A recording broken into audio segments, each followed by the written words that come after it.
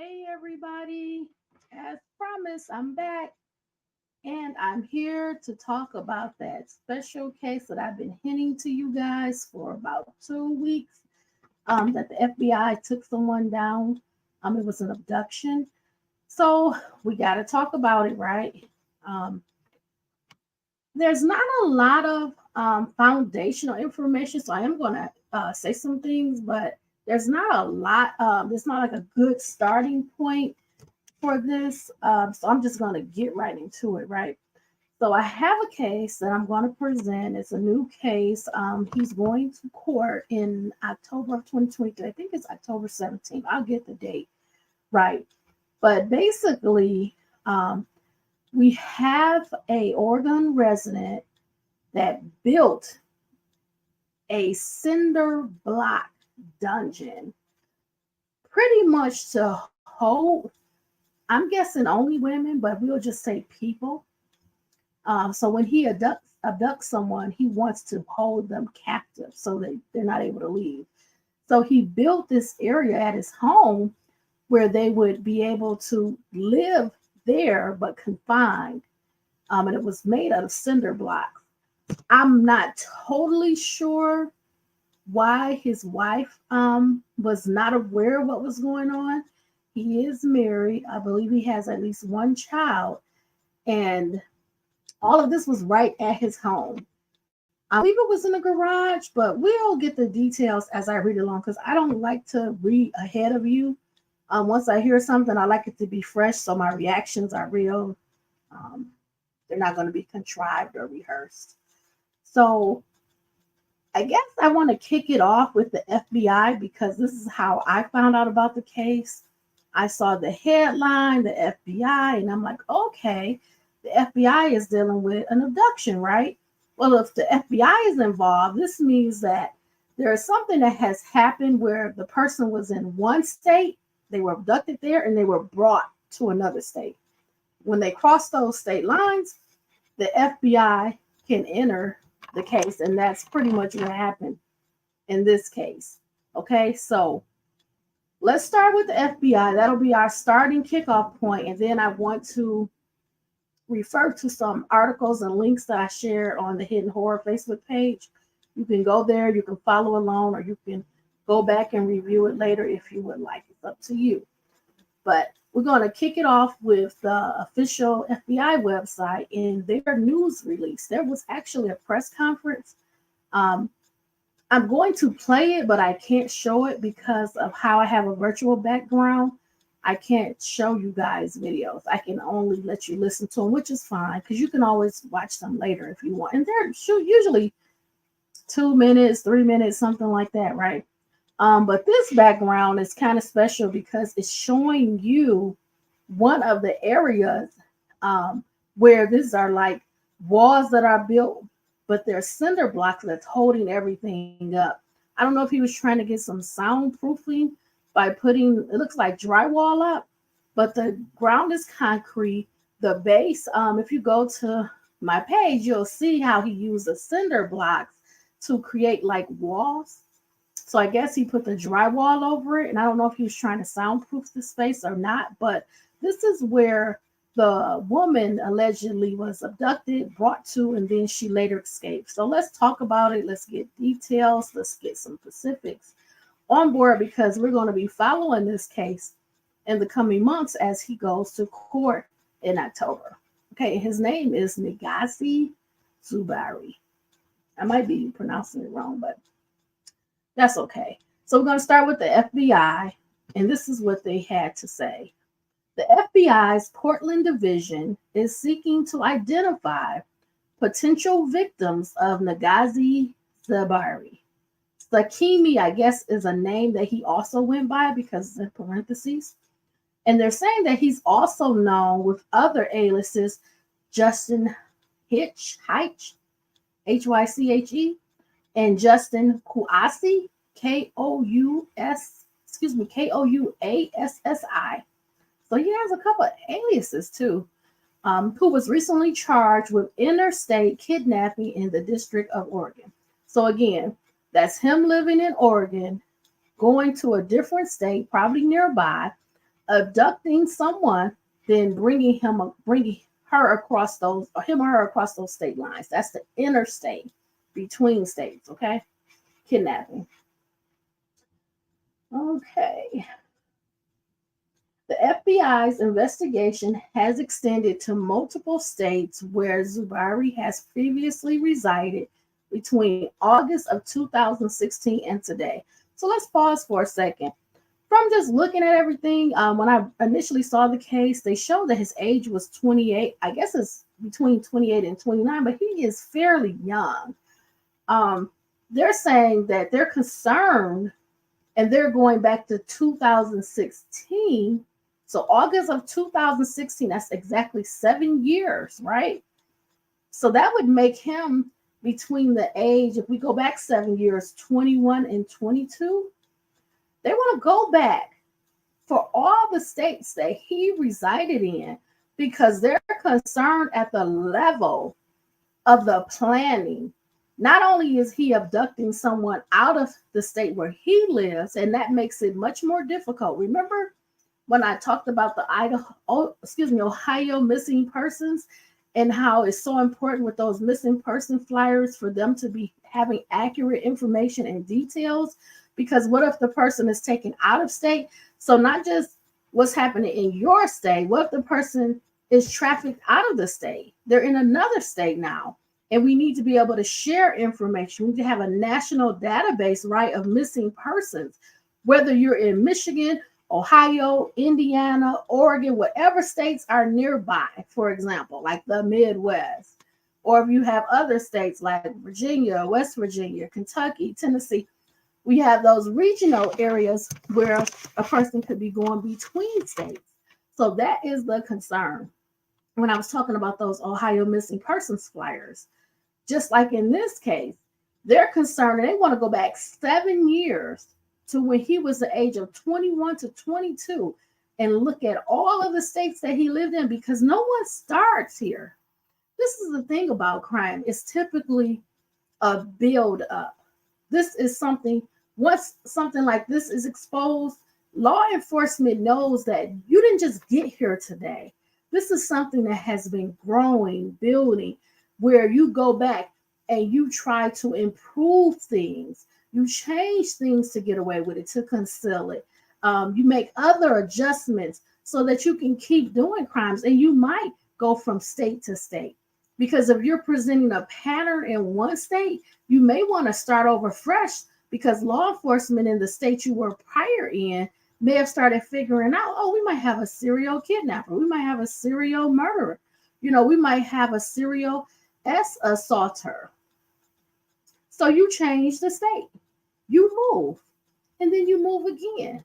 And you move again. You move as many times as it takes to leave that trail behind. And people can see where it stops and when it starts. And that's why law enforcement, they try to work together and they'll work with states that are nearby because they feel like maybe this person packed up and they just moved nearby to the state near me, to the north or to the south or to the east, west, whatever, right?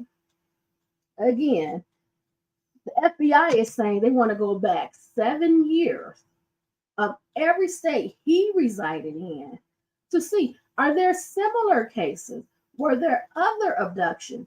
Were there any survivors that were placed into a makeshift dungeon created walls made of cinder blocks? Because they may be able to weave all these cases together. Nobody starts building something like this in their house. And he has a family. He's married. Nobody starts. This is an evolution. This may have started just abducting. Really, we could go back to the peeping Tom, the rumors. Somebody looking in the window. Maybe stalking, following women around, for example. Harassing women, making inappropriate gestures, comments. Maybe eventually abducting a woman. Then you may go to the next step of committing an assault. Now, whether you have got caught during these growths, Possibly. Are you moving so much that law enforcement isn't able to catch you fast enough? Or maybe you're learning, okay, I got caught in this state. How about I move to this state? Are these states communicating? Let me move further away. So maybe you're in Oregon and you say, well, I'll move to Indiana now. So much distance that they're not going to be connecting these crimes. Because for this person to be taking the time, energy, effort to build a dungeon, a trap, a place where you can hold a woman captive for an undeterminable amount of time, scary. And this person has a family, has a spouse. And in this person's free time, this is what they're doing. They're building places like this where you can't get out, where you're chained, where you're behind brick and wall, that they're going to muffle the sound, that they can leave you there every day. And when they finish with their day or work or taking their kids to school, they just come home and see you. So it's really scary. So the FBI, they want to go back 7 years, all the way to August of 2016. So the public, us, let us be made aware. Let us think back. Let us remember. Let us recall. Law enforcement get involved. Take notice that they want the states of California, Washington, Oregon, Colorado, Utah, Florida, New York, New Jersey, Alabama, and Nevada. They want you to go back over the last 7 years, try to figure out if there's any similarities in what has happened in this incident to what crimes have been reported. Was there any people, and I don't want to just focus on women because we don't know if that's his only target, but for example, were there any women that were abducted? Any women held captive for an extended period of time? Any assault? Anyone that said they were put into a trap or place, a confined space, maybe at someone's home? Were they released? Were they able to get away? It's important. So law enforcement, they need you to go back. Any potential victims, they need you to contact the police, the FBI. If you were a victim and this happened to you, and this person looks familiar to you, or you were held captive, you were put in a place to confine you, a dungeon behind cinder blocks. This is not this person's first time. Absolutely not. This is serious. So let's keep reading. Sakima, now this is another alias. Remember the names: Negasi Zuberi, Sakima, Justin Hyde, Justin Kowalski. Sakima has several different methods to gain control of his victims, including drugging their drinks, pretending to be a police officer. So now we have somebody on the dangerous side of impersonating a police officer. Extremely dangerous. Extremely dangerous. Diabolical. And soliciting the services of S workers and then violently assaulting them. So we just said that, right? That there could potentially be some S assault victims. Anybody that was drugged now. If you were encountering someone that was impersonating a police officer.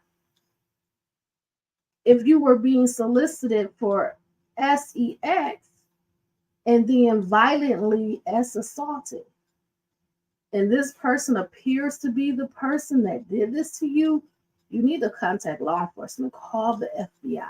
They want to talk to you. They want to interview you. They want to get as much information that you can provide with details because they believe that this person is a habitual violent offender. And this is not the first time. The elaborate building of this makeshift, I'm calling it a trap, but they call it a dungeon. This is not this person's first time. He's going out of state, abducting someone, and then bringing them, returning them to his home in Oregon, where he has his family. Okay, let's keep going. Some of the encounters may have been filmed to make it appear as if the assault was consensual. The victims are threatened with retaliation if they notify the police. If any of this sounds familiar to you, you want to contact the FBI. They are looking for you. They want to talk to you. If you and or your minor dependents were victimized by Negasi Zuberi Sakima or have information relevant to this investigation, please fill out this short form. So they have a short form on the link to this announcement. If you know of someone else who has possibly been victimized by Negasi Zuberi Sakima, please encourage them to complete the form themselves.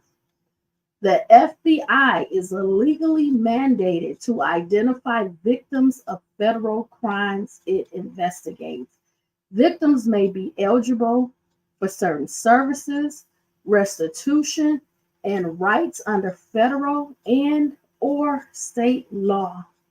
Your responses are voluntary but may be useful in the federal investigation and to identify you as a potential victim. Based on the responses provided, you may be contacted by the FBI and asked to provide additional information. All identities of victims will be kept confidential. So before I go on, because I'm always sharing these stories with you, I'm going to share a little bit about my life story. And I have a lot of stories that I could tell. But this in particular does impact me somewhat because when I was in high school, I had went on a date. The date that I went on, I knew the person. We had talked and talked and talked. I met him through a job that I had that was an after school job. And what he did, instead of allowing the date to naturally happen, we were headed to the movies. He put the date rape drug in my orange juice. And I didn't know it. I drank my orange juice and didn't know it. I ended up waking up the next day being sexually okay. So what I want you to know is sometimes we don't know what's happening to us. Then I was very young. I was a teenager. I wasn't an adult. So I honestly didn't know. And this was a time before now it's more clear what GHB is. That's the DR drug. It's colorless. It's odorless. It doesn't have a taste. It will leave your system quickly. So you don't even know what's happening to you. So in my instance, of course, I knew what was happening to me because I woke up. So I would say at least 14 hours may have passed. That's how long I was out. And when I wake up, it is a new day and I'm being assaulted. I'm waking up to that.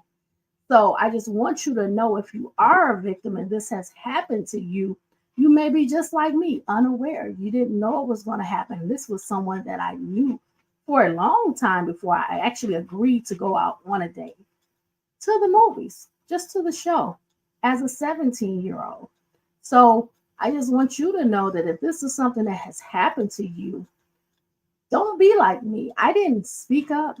I didn't really know what to do. I didn't really have a voice when I was younger. I didn't know really what had happened to me. I just had no memory. That's the other thing. That GHB drug, it does not allow you to remember what has happened. So you have this lapse of time, but you don't know what happened to you. Um, so I just want to encourage you not to be fearful, not to feel any shame or be concerned about what anybody thinks. I'm much older now, so I can stand stronger in my truth. I know what happened to me, and although I did not take any legal action or go to the police or really tell anybody till I was well grown. And this is why I'm encouraging you, if this has happened to you or somebody you know, or possibly even your kids. Um, at some point, hopefully, you will find a voice too, and you will be comfortable telling somebody because it could help them. It could give them strength. It could empower them like it did me. I had to grow into a voice many years later. I was very quiet, very shy person. So all I'm saying is, if you are able to help, this can be a moment for you to get justice. The person that assaulted me, I didn't get any justice. Not from what happened to me, but maybe you can get a justice for whatever your circumstances is. So I encourage you, if you're able to contact law enforcement, right?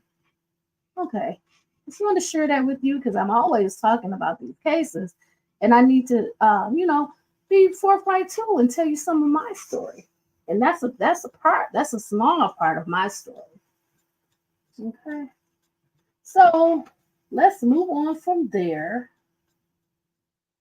And I want to talk some more about what happened with this case with Mr. Zuberi. So I have some more details, and I'm going to read from a CNN article about him and what happened. So this article is, wait, that's the wrong one. I'm sorry. We're going to read that but later. I have a different.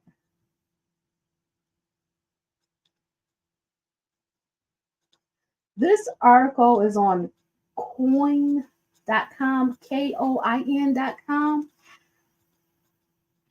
It's titled FBI Accused Kidnapper Negasi Zuberi May Have More Victims in Multiple States. So I want to read this to you. And I believe there's a short video in this one. I was trying to find the date that it was released. And okay. It should have been released. It says 3 weeks ago, so it doesn't give us an actual date, but we'll go with that. So again, this is on coinwithak.com. And let's go. And I'll show you the video at the end of this. Court documents revealed handwritten notes found in accused kidnapper Negasi Zuberi's home appear to stress the need to target those without many people in their lives. So they found a note, and the note was to search in his victim profile. He wanted to search for someone that didn't have really anybody in their life. And the reason I'm guessing he's thinking about that is because if he holds them captive for an extended period of time, he may not have to be too concerned about someone feeling that they're missing or they're not returning to work or they're not seeing them because this person doesn't have a lot of people in their life. So these criminals, they're thinking when they're selecting you, when they're targeting you, they're thinking of ways how not to get caught. Remember when I was talking about the Idaho 4? And part of that was I was saying that I didn't think the person that committed the crime was a stalker. And the reason I felt that is because I do not believe a stalker would go into a 3-story house with the potential to have 2 roommates on every floor, 6 people plus possibly boyfriends. And when you drive past the Idaho 4 house, 1122 King Road, there's multiple cars, 4 to 6 cars parked in the front. Most criminals, they want to get away with it. They're thinking ahead, they're planning. If this was a stalker that was stalking one of the girls in the house, why would you break into the house when this person is probably leaving out regularly? Every day, every couple of days, they have to go to school, they have to go to work, and they're traveling. You can just catch your intended victim alone, or possibly one other person with them.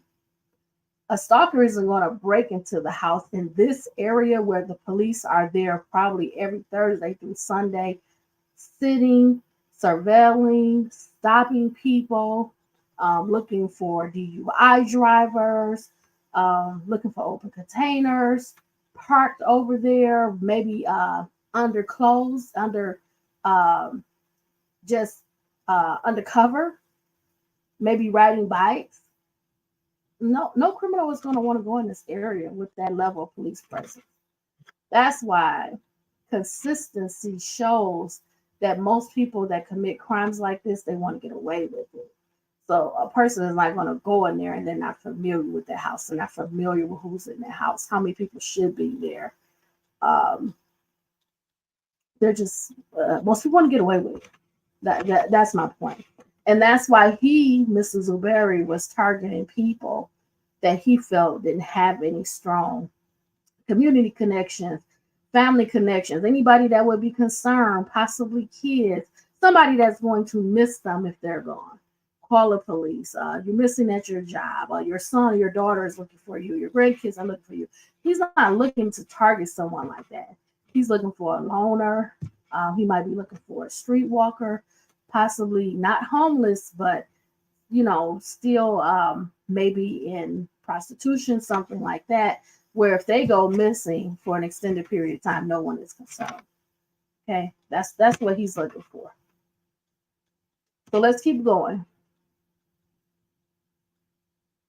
And as the FBI searches for other potentially violated by Zuberi to come forward, victim advocates say privacy will be paramount in providing a safe space for them due to the sensitive nature of his alleged crimes. So when they're saying that, that leads me to think the sensitive nature of his alleged crimes, there may be some level of violence, torture, abuse, repetitive assault, maybe the use of some elements of items to harm you, things like that. So that would be horrifying for a victim to have to recount that and this to be put out on a public mass platform. So they're saying that if you are a victim, rest assured that you're going to be protected. We're not going to release this information to the public. We're going to protect your identity. We know that this is very sensitive, what has happened to you, and we still want you to come forward, but know that you will be in a safe space to do that. And that's very important. Meg Garvin, the executive director of the National Crime Victim Law Institute, said these victims should be afforded privacy rights as well as the opportunity to share their stories without being forced to participate in the criminal justice system. Now, this could point to, if you know of multiple assaults, maybe you only go forward on the few that want to testify. Maybe you don't take, for example, if you had 10, maybe you only go forward on 2 or 4. Whoever is comfortable with testifying and being cross-examined. Okay? And that's a great point. They want to know who you are. They do, but they're saying that you will not be forced to participate in a criminal proceeding if you're not comfortable. And they have victim advocate organizations that do a lot of great work helping us victims, providing some services, counseling. They can point them to therapy. They have some resources there for you if you need them.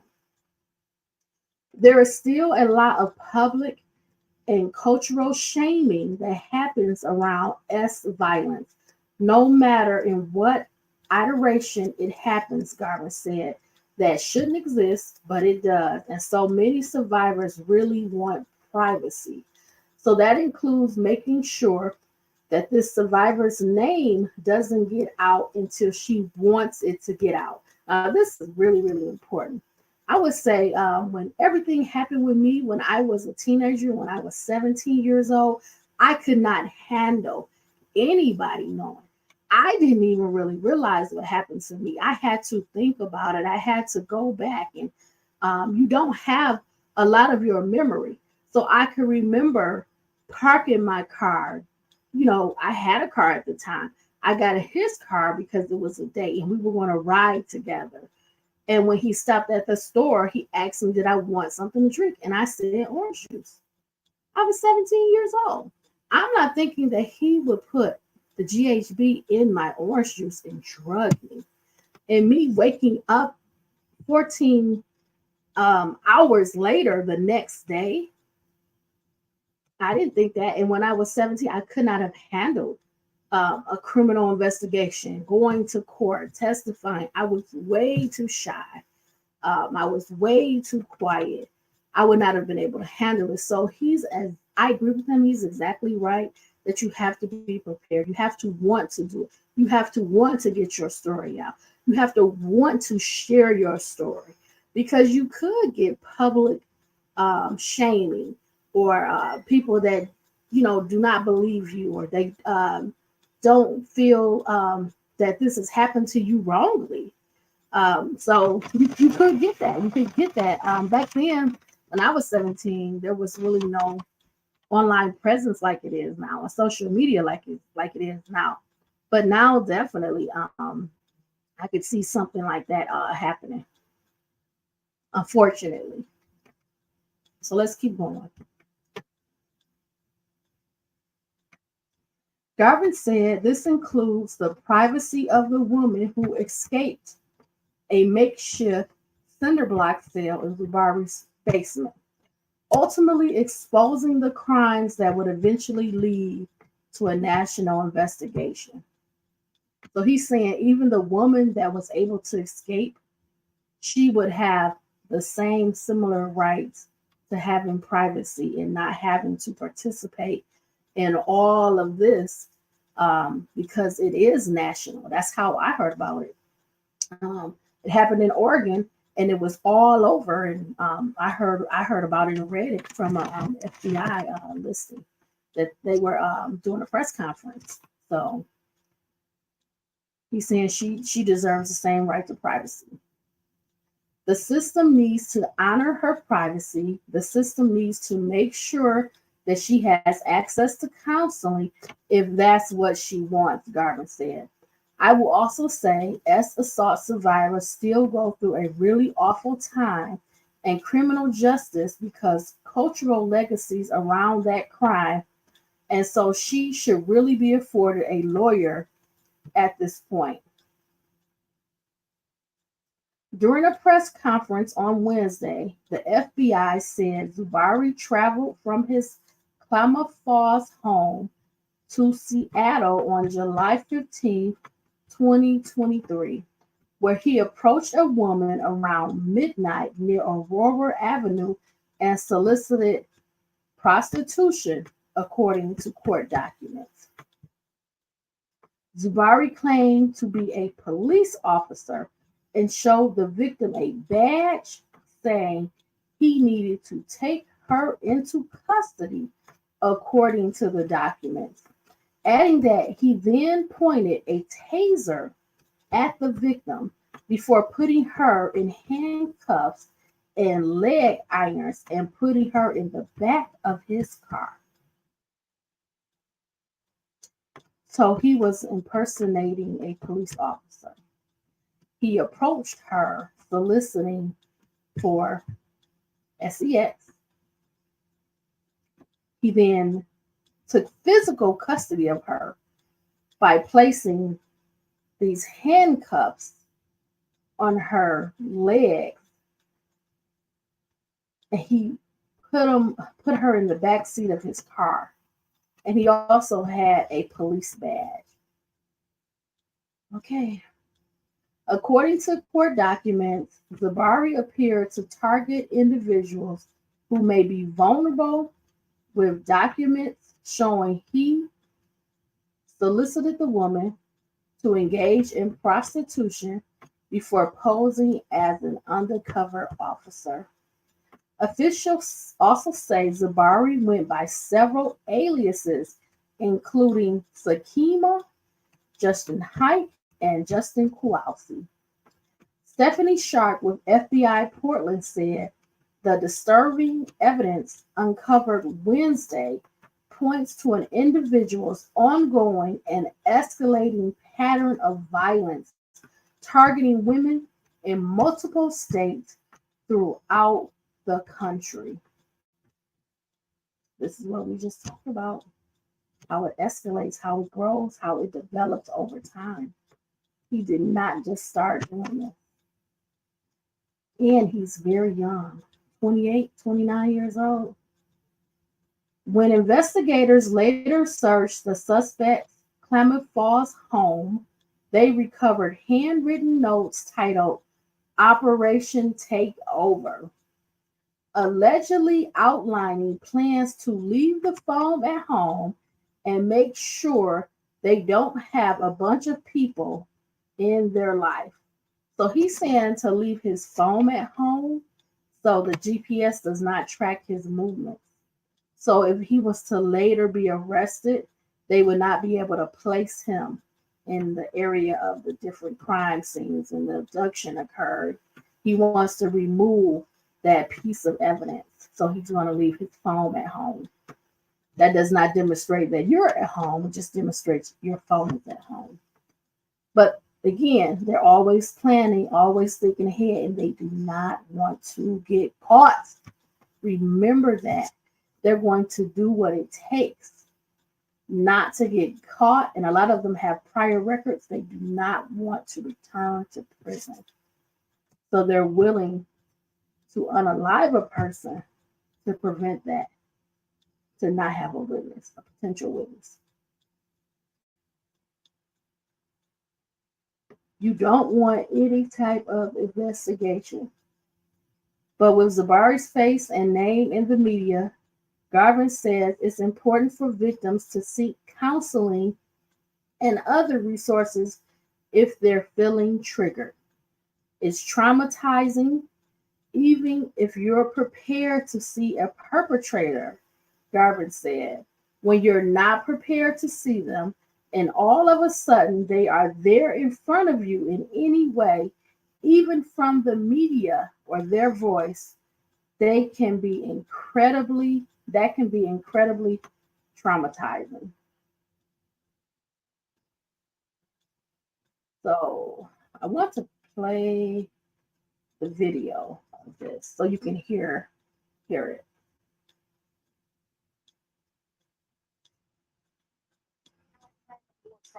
Details emerging. Coin 6 digging deeper into the man accused of kidnapping a woman and forcing her into a cell in his Oregon home. Now allegations of having several homes and stealing a man's identity.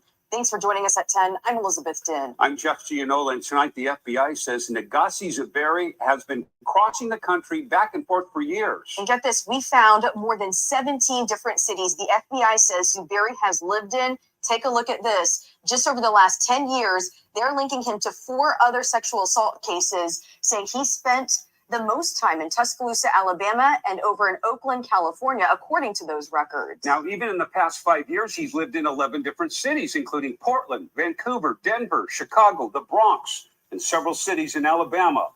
before all that. And as for the sex worker that he's accused of kidnapping, Joel Jones digging deeper into notes detectives found inside his home, pointing to reasons why he may have preyed on her. Joel?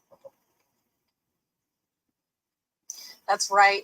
In what could be his own words, these handwritten notes found in Zuberi's home appear to stress the importance of targeting those who didn't have many people in their lives, as well as plans to dig a 100-foot hole, as well as a bunker, plans that could have become a reality had that victim not escaped.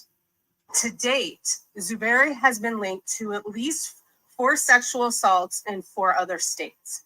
We believe there may be more victims. As the FBI searches for others potentially violated by accused abductor Negasi Zuberi, victim advocates tell us, due to the sensitive nature of the alleged crimes, privacy will be paramount in providing a safe space. There is still a lot of public and cultural shaming that happens around sexual violence, no matter in what iteration it happens. And so that shouldn't exist, but it does. And so many survivors really want privacy. So that includes making sure that this survivor's name doesn't get out until she wants it to get out. Executive Director of the National Crime Victim Law Institute, Meg Garvin, says the woman who claims she escaped from the makeshift cinder block cell in Zuberi's Klamath Falls home, as well as any other potential victims, should be afforded privacy rights, as well as the opportunity to share their stories without being forced to participate in the criminal justice system.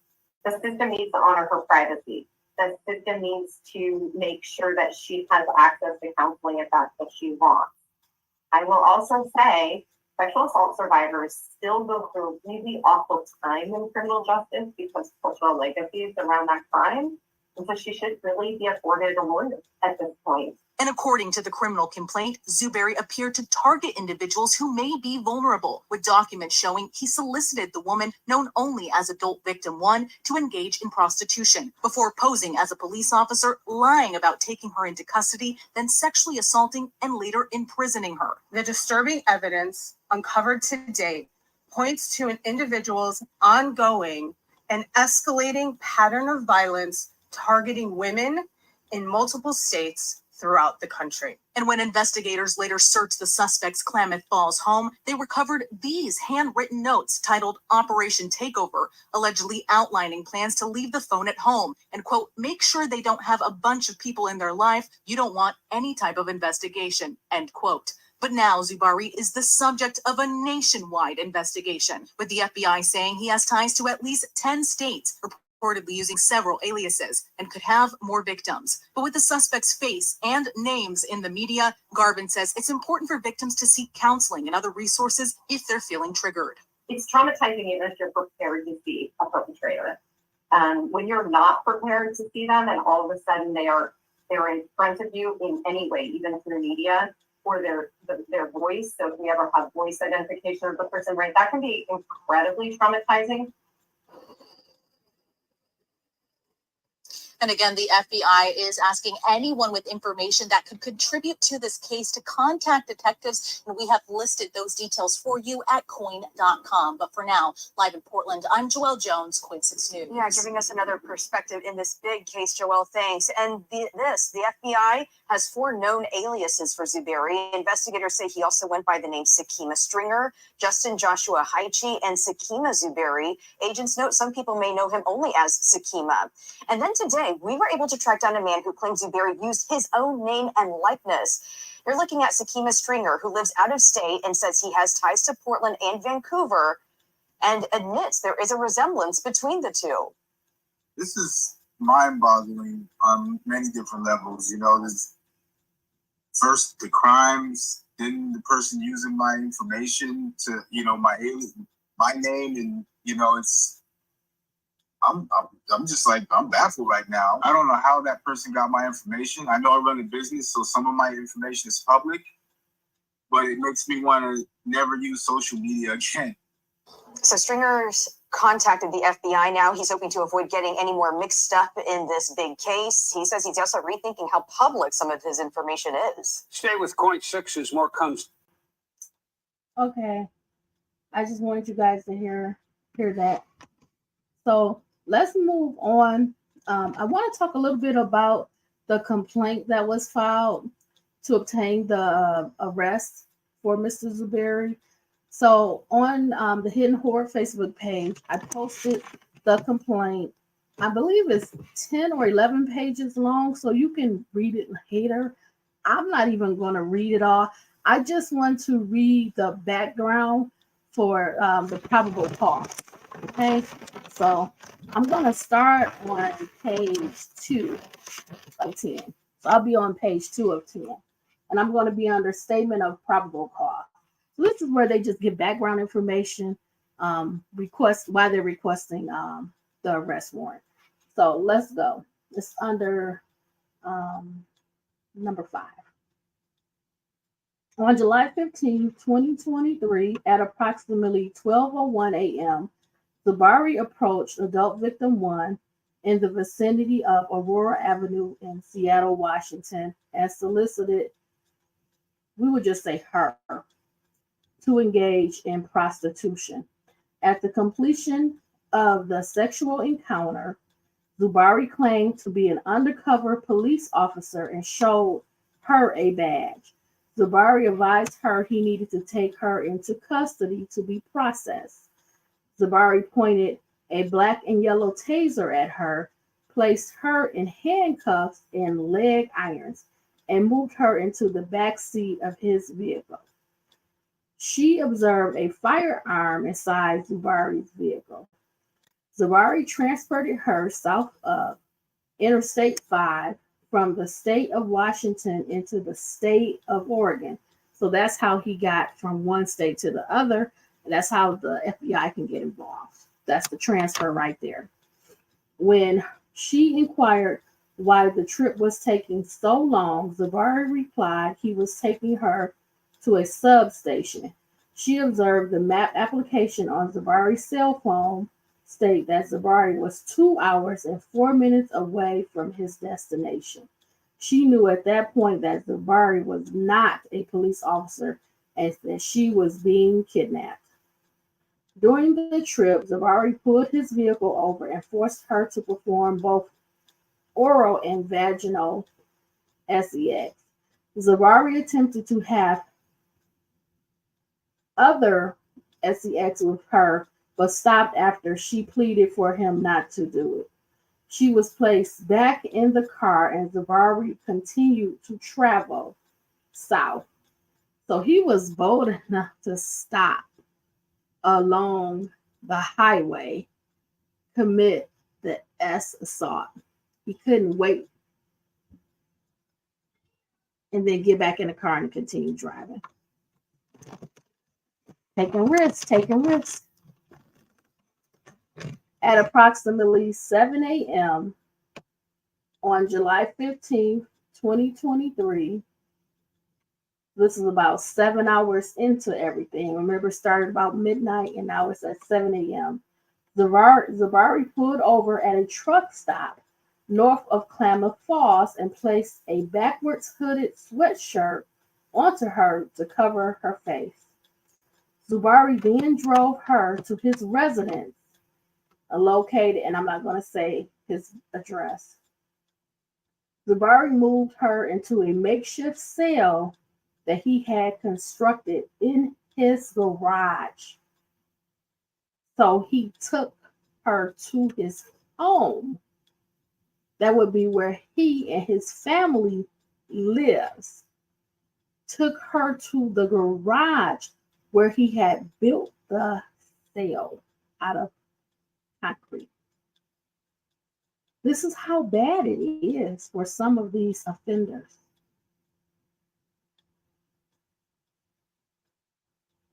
Right where he lives. If his spouse was to come to the garage, hear sounds, be curious about what he's doing in the garage. What are you building? Why do you need this concrete? What are you doing every day? How are you spending your time? Okay. Keep going. The cell was made of cinder blocks and a metal door installed in reverse so it could not be opened from the inside. She was placed inside the cell and the door was locked. Zuberi claimed he had to leave to do paperwork. So this is kind of the background that you see with the walls and the chair. And there was a door. And I believe how she got out was she kicked the door open because it was not secure. Let's keep going. She briefly slept and awoke to the realization that she would likely die if she did not attempt to escape. And I believe I told you guys in a video in the past when I was talking about the mass shooter for Oxford High School, Ethan Crumbley. And if you ever found yourself in an active shooter situation, to get out, to get away, to try to escape, do not let this person come upon you. Do not hide if you can get away. If you have an opportunity to escape, to run, to fight back, do it, because a lot of these people do not have any intentions of letting you go. They would prefer to unalive you so that you're not a future witness. And they don't have to worry about you or where you are, what you're doing, or if you're going to tell. It's easier not to deal with all of that. Let's keep reading.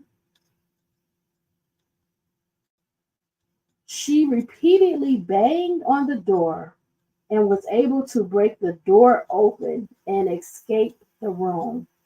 Once outside of the cell, she observed the Zuberi's vehicle parked in the garage, opened the vehicle door, observed the handgun, retrieved it, and fled. So she was still thinking. She was thinking about how she was going to protect herself. She was a smart, even though she was in a tough situation, a stressful situation, she still had her wits and she was thinking. So bravo to her. She saw assistance from a passing motorist who called 911. She was transported to Sky Lakes Medical Center for a assault nurse examination.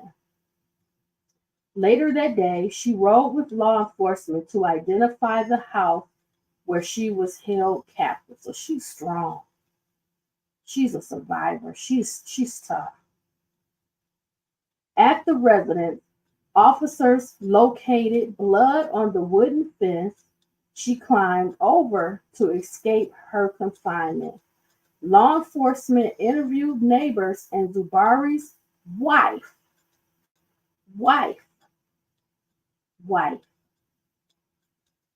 searched law enforcement databases and ultimately determined Zuberi was associated with the resident. Her physical description of Zuberi also matched the physical description the person registered to the Zuberi's vehicle, the person described by the neighbors, and law enforcement records associated with Zuberi. On or about July 16th, so that would be the next day, all of this happened very quickly. Klamath Falls Police Department obtained a search warrant for Zuberi's residence. Inside the garage of the residence, law enforcement observed the makeshift cell described by her. And I have pictures of the cell, the cinder blocks, the security light door, the house. I have all of that on the page, on the Hidden Horror page on Facebook. And of course, I have my background here so you can see the concrete floor and the makeshift walls and the chair and how she kicked in the door. Her purse was located next to the makeshift cell in the garage. Inside Zuberi's residence, law enforcement also recovered a firearm box matching the serial number, make and model of the firearm she retrieved from Zuberi's vehicle when she escaped, and documents, writings, mail, and bank statements identifying the residence as being occupied by Zuberi. Law enforcement also recovered the handwritten note shown below. The notes aren't there. It just says Operation Takeover. He wants a loan. Leave the phone at home. Make sure they don't have people in their life. You don't want any type of investigation. And then there's another note. It's like a drawing. He says he wants to dig 100 feet straight down. And he wants to have some type of concrete block and rubber coating and foam installation. He wants it to be waterproof. I guess where he can hold them hostage. Because I guess in his mind, he's going to have his secret life, which he has right in his basement. He's going to build on that and hold a captive for a long period of time. Okay, let's continue. On or about July 16, 2023, law enforcement obtained cell phone data for the cell phones belonging to her and Zuberi. GPS location data from those phones shows she and Zuberi in Seattle, Washington on July 15th, and then traveling from Seattle, Washington to Klamath Falls, Oregon later that day. The afternoon of July 16, 2023, two Nevada State Police officers located Zuberi in a Walmart parking lot on the south side of Reno, Nevada. Law enforcement observed Zuberi holding one of his children in the front seat of his vehicle. Zuberi's wife was outside the vehicle speaking to him. When Zuberi was contacted by law enforcement, he refused to exit the vehicle and cut himself with a sharp object, causing him to bleed profusely. Again, they do not want to go back to prison. They rather take their own life, have their secrets underground, stay secret, kill, unalive themselves, then go back to prison as an offender.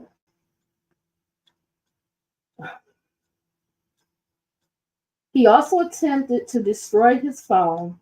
Zuberi eventually agreed to exit the vehicle and was taken into custody. His child, was unharmed. Negasi Zuberi, I guess he's being charged with interstate kidnapping. That's a Title 18 violation of U.S. Code 1201. Prior to being submitted to the court, this affidavit. Okay, so we don't have to go any further with the complaint. You can read it in its entirety. I'm not going to read anything more. I just want to give a case update as of yesterday. So that CNN article I was talking about earlier briefly, I just want to give you this update. On CNN.com, the update yesterday was men in jail for allegedly holding women captive, in makeshift dungeon caught trying to escape cell. So let's read this and then we'll wrap it up, put a bow on it. The Oregon man arrested for allegedly holding a woman captive in a makeshift cinder block dungeon was caught trying to escape jail, officials said. Negasi Zuberi, 29, has been in federal custody since his arrest this month and is now charged with second-degree attempted escape and first-degree disorderly conduct, CNN has reported. So now he has two additional charges, one for the escape, and then I guess he had disorderly conduct. Zuberi was arrested after a woman escaped from his Klamath Falls home last month, according to a news release from the FBI field office in Portland. The woman was kidnapped from Seattle and assaulted before being placed in a makeshift cell in Zuberi's garage, investigators said. He pleaded not guilty to charges of kidnapping and transportation with intent to engage in S activity. He was being held at the Jackson County Jail in Medford, Oregon, when, according to Jackson County Sheriff's Office, at around 12:45 p.m. on Tuesday, a Jackson County maintenance worker outside the building notified deputies that a suspicious noise was coming from inside one of the cells. Deputies responded to investigate and discovered Zuberi standing on his bunk bed near a chipped window in his cell. Deputies found an improvised tool he was using, and he was sent to a cell with no exterior windows, the release said. Zuberi's trial for his federal charges is scheduled to begin on October 17th. So he'll be going to court October 17th, and the FBI is soliciting any victims to come forward and provide them with information, and they will keep that private, and they will work with you because they believe that he has done this before. I definitely agree with them on that. It's good that this was uncovered the way it was, and that this person was able to flee with their life. And she is a great example of how to fight back, how to not give up. And hopefully this does not hurt her in any way, and that she will gain support and any resources that she needs to continue on. And it's really another message, it's a mirror back at us, you know, of just being vigilant, of always being aware, of trying to do the right thing and stay on task, and being aware of all of these offenders that's out here. Not that she would have known, because again, he crossed those state lines coming from Oregon to abduct her and take her back to his state. So it's another precautionary tale. You know, the signs, the red flags, the person and the police officer, the drugging a person, someone that's binding you, that's saying they're undercover, so they're not in a police vehicle. You know, it's easy to get a fake police badge. Him targeting people that he felt, you know, people would not miss or report missing. The idea that he could do it and cross state lines and assault her along the way. You know, he's comfortable in this. He's comfortable building this cell at his house. And he has a spouse and a child. And he was not going to turn himself in. He cut himself in order not to do that. You know, they don't want to take any responsibility. They don't want to return to prison. And that's why we have to be, you know, more vigilant, more on top of things, sharing, you know, encouraging each other, helping each other, because they're out here and they're not stopping. They have to be stopped. And hopefully this time he doesn't get out, that he will receive a harsh sentence, not returning to the community. You know, that there is no possibility of rehabilitation for him. That he would do acts like this in his home, with his child, with his spouse. You know, some people, we have to eliminate them from society because they're that much of a threat. They do acts of violence against women, against children. You know, we don't need that as part of society.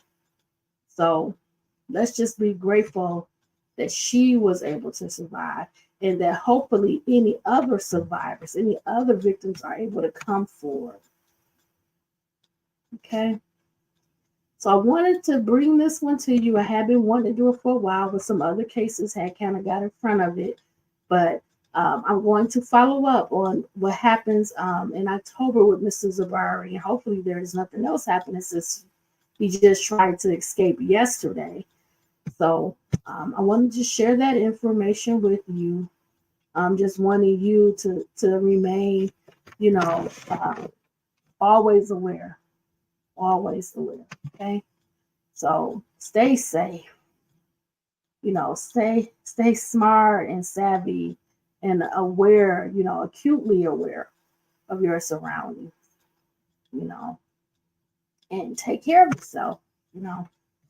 So just thank you for watching this video. Check out some of my other videos. And hopefully I will see you in another video in the future very soon. Okay? Take care. Be well. God bless you. Okay. Bye, everybody. Bye, friends.